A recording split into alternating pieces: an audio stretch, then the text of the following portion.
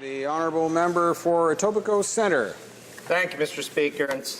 I'm very happy to be here today and speak about Bill C-523, a bill that would undermine our current approach to mitigating drug shortages. Drug shortages are a global problem that our government takes very, very seriously, and we've gone to great lengths to address the issue in a collaborative way, and we're making real progress in preventing, communicating, and addressing drug shortages.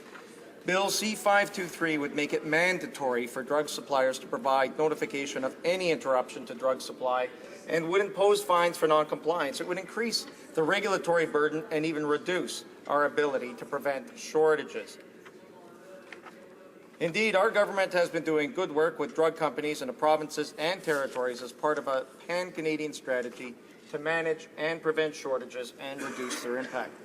As a result, Mr. Speaker, our actions in the drug supply system is changing and improving. It is also becoming more open and more transparent. As my colleague, the Honourable Parliamentary Secretary for Health, noted, the Minister of Health herself recently announced improved communication strategies to ensure that all players are working together and clearly understand their role when problems do occur. Make no mistake, it is a priority for our government to work with all key stakeholders to prevent and manage current and potential drug shortages. But we can't do this alone, Mr. Speaker. Drug supply chains involve many players, including drug companies, doctors, patients, pharmacists, group purchasing organizations, and all levels of government. That is why we're committed, Mr. Speaker, to a drug shortage strategy based on collaboration. Each player in the drug supply system has a specific area of expertise, as well as a unique set of responsibilities. By working closely with these players, we can take advantage of that expertise to prevent and manage these shortages. Our government has established productive relationships with these diverse players, and together we've been able to create important tools for addressing shortages, such as a protocol for the notification and communication of drug shortages and the stakeholder toolkit, as announced by the Minister of Health earlier this year. This protocol sets out clear expectations for how and when stakeholders share information about drug shortages. It emphasizes that early warning is a key to the healthcare system to react to shortages. Mr. Speaker, stakeholders have agreed that all shortages, anticipated or actual, will be posted on the dedicated drug shortages website, and that's at drugshortages.ca. The toolkit details the Canadian drug supply chain, clarifies the rules and responsibilities of all key players, and identifies the tools and the strategies available to prevent and address drug shortages. In creating the protocol and the toolkit, collaboration was absolutely essential. I have already remarked on the complexity of the system and the many players involved in it. The only way for us to benefit from a stable drug supply system, a system that Canadians expect and deserve, Mr. Speaker, is if all players do their part and work together towards the long-term solutions. The federal government's primary role in the drug system is to regulate the safety, the quality, the efficacy, and the drugs and the health products. However, we're also playing a strong and collaborative role with multiple jurisdictions and stakeholders to assist in their efforts to anticipate, mitigate, and manage the drug shortages. We have a strategy for dealing with shortages based on multi-stakeholder collaboration, and it's working, Mr. Speaker. It takes advantage of diverse roles, responsibilities, and expertise. Bill C-523 would the Bill C-523 would alter this completely, increase the regulatory burden for industry, and risk the positive momentum that we have built with diverse stakeholders. I urge all members of this House to maintain this goodwill, support our collaborative approach, and vote against this bill. This bill is wrong for Canada because it undermines collaboration.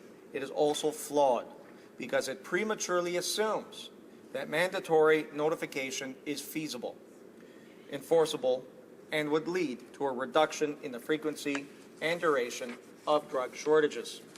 Bill C-523 would impose mandatory 6-month advance notification for shortages on a 12-month notification whenever a manufacturer decides to stop making a drug, and that includes hefty fines for failures to notify. The problem with these proposed regulations is that they fail to recognize important collaborative work that has been happening across the drug supply system. Given that stakeholders throughout the supply chain are currently willing to work with us, it is now clear how mandatory notification would improve our ability to address shortages at this time. Because of our efforts, companies are providing advance notice of shortages online, including information on alternative treatments. Indeed, industry has been voluntarily posting potential and actual shortages, again, on drugshortages.ca since March of 2012. One point that I found particularly interesting, Mr. Speaker, is that under the voluntary notification here in Canada, industry is publicly posting a wider range of shortages than is posted on websites for jurisdictions where notification is mandatory. And that all has to do with all that collaboration I discussed earlier. So, for example, public notification in the U.S. is limited only to medically necessary drugs with the greatest impact on public health. It is hard to see how this system would be an improvement over the current Canadian approach in which all anticipated and actual shortages are publicly posted.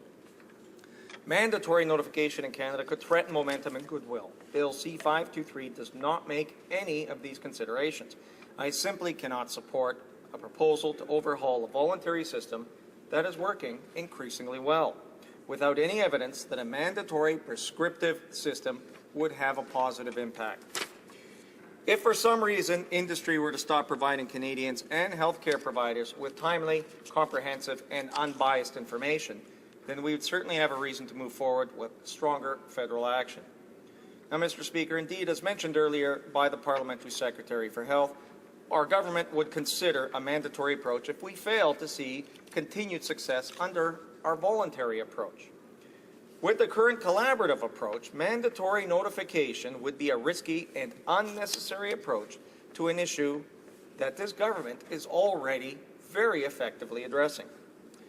Industry is in the best position to quickly inform health professionals when supply problems occur. They are the first to know when changes to manufacturing business practices occur, so that could lead to shortages. In Canada, industry recognizes this and is voluntarily posting shortages, and I repeat, on drugshortages.ca, and I encourage everybody to check that out. That means that Canadians and healthcare providers have easy, timely access to important information about which drugs are in shortage and can react accordingly. Transparency and communications around anticipated and actual drug shortages are key to enabling all relevant stakeholders to act accordingly. We will continue to enhance transparency through initiatives like new Public Register of Manufacturers that have committed to provide advance notification and by publicizing instances where companies have failed to do so. For these measures to be successful, we must continue to recognize distinct roles and responsibilities so that we can effectively limit the impact of drug shortages on Canadians. Now, as I mentioned earlier, the federal government's primary role in the drug supply system is regulating the safety, quality, and efficacy of drugs for the Canadian market. It is industry's responsibility to understand the need for their drugs and to provide public notification when they cannot meet such demand. And it is encouraging to see, Mr. Speaker, that industry is effectively fulfilling that responsibility. Challenges remain, however, and we will continue to monitor the situation and to push industry along a collaborative path that is already showing progress. And as I've said already, if stronger federal action is required, the government will take it. We recognize that all players in the drug supply system have distinct, important roles to play. And we are working closely with provinces, territories, and the industry, Mr. Speaker. This work has yielded progress, and our coordinated responses to drug shortages are encouraging. Recent supply disruptions saw government officials, both federal and provincial, collaborate closely with manufacturers to monitor and address those shortages. And going forward, Mr. Speaker, we will continue this collaborative approach so that all players exercise their respective roles effectively and fulfill their important and their complementary roles to one another. The government will do its part, and we expect others to do theirs, Mr. Speaker. Now, in today's global marketplace, with a wide variety of drugs available to meet Canadians' health needs, a well-organized system is necessary to manage our drug supply. But I assure you that, thanks to our collaborative efforts, the Canadian drug supply is increasingly open, it's transparent, and it is well-coordinated. Our collaborative approach protects patients by allowing all players to work together to prevent and manage shortages, and we're going to continue to monitor this issue very closely to determine if mandatory approach should be considered in the future. Thank you, Mr. Speaker.